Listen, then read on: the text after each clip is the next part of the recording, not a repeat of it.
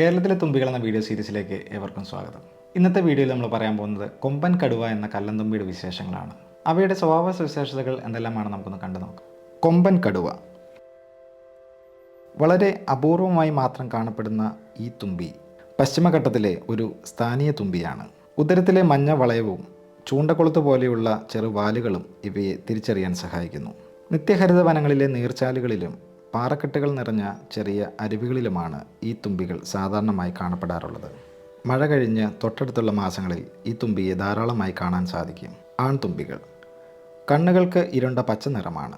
തലയുടെ മുൻഭാഗം പച്ച കലർന്ന മഞ്ഞ നിറമാണ്. കറുത്ത നിറമുള്ള ഉരസിൽ മഞ്ഞ നിറത്തിലുള്ള വരകളുണ്ട്. കറുത്ത ഉദരത്തിൻ്റെ 7ാം ഖണ്ഡത്തിൽ വലിയ മഞ്ഞ വളയമുണ്ട്.